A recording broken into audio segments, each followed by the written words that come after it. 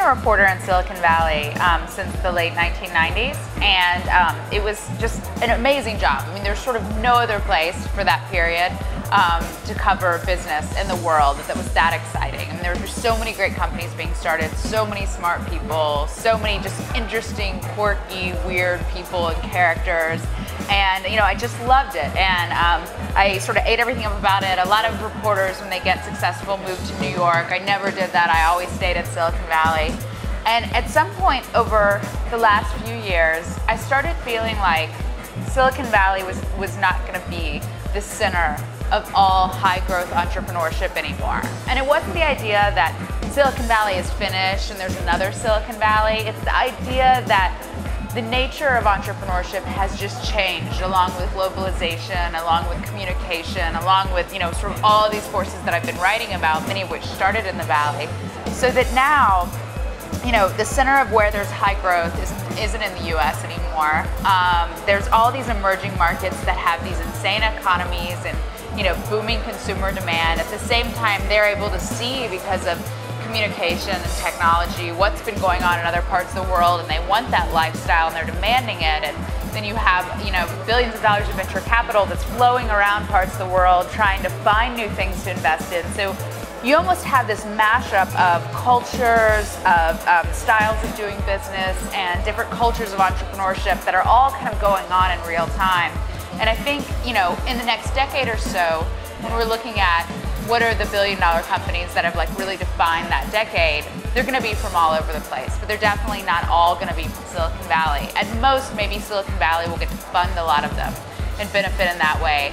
So I felt like, this had been slowly evolving as people were getting very excited about China and India and other countries.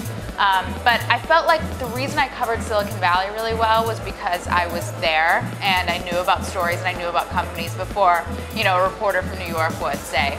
So I felt like I never really wrote about China. I never wrote about any of these countries because I felt like I really had to be there and be on the ground and meet entrepreneurs and see what was going on. And if you notice, almost no other US publications really wrote about entrepreneurship in these countries either. They wrote about big multinationals coming in, or they wrote about factories in China.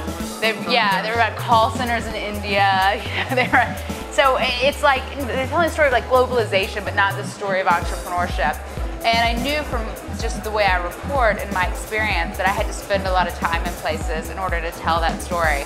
So I was sort of top of my game in Silicon Valley and made the somewhat controversial decision that my next book was going to be about the world. And then I would leave Silicon Valley pretty much.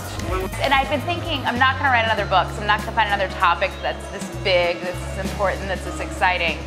And it just kind of hit me as I was laying there. As I said, I kept hearing sort of slowly about all these other places and what was going on. And I'd been so confined to Silicon Valley, I hadn't really traveled or seen a lot of this. And I mean, the book has kind of morphed since then, but that was the time when my basic idea was, I'm going to go spend 6 weeks in 6 different countries and see what high growth entrepreneurship. And it's changed a little bit since then. It's much more focused on emerging markets now. And some of the countries that I'm spending time in have changed, but and with South America, it's tricky because it seems like the entrepreneurship is very scattershot. So I'm kind of trying to try out a couple different countries and see where I should, focus. But yeah, it's basically an 18-month project, and I'm spending about 40 weeks in other countries. So it's fairly ambitious. It's definitely something no one in their right mind would fund.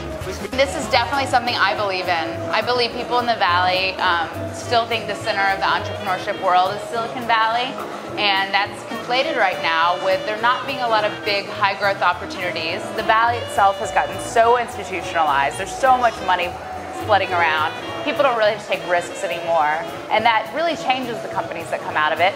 And at the same time, we're being very hostile to immigrants. I mean, there's a huge tide in both of our political parties that's anti-immigration, which is ridiculous because if you look at the history of Silicon Valley, a very high percentage, something like 45 or 50% of the best companies have all been started by immigrants. So it's like we're choking off the very lifeblood that built Silicon Valley.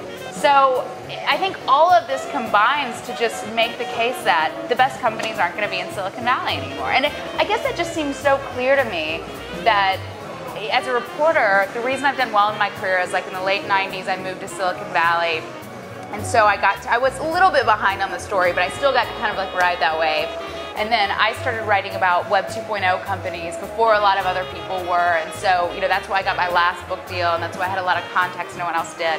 And so in looking at my career and thinking, what is the next big wave that as a reporter who covers entrepreneurship I should be out in front of? It's emerging markets. And so I guess I'm kind of like betting with my time and with my money that I'm right. And if nothing else, it's a great opportunity. I mean, the last year, going to, to China, to India, to Africa, now South America, spending time in Israel. I mean, it fundamentally changes the way you think as an American.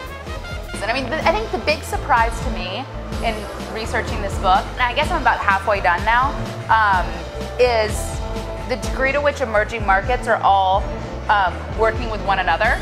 So, for instance, one country I've spent a lot of time, which sounds very weird, but it's been an amazing success story, is Rwanda in Africa. And so Rwanda has basically, in the last 15 years since its genocide, completely rebuilt its society.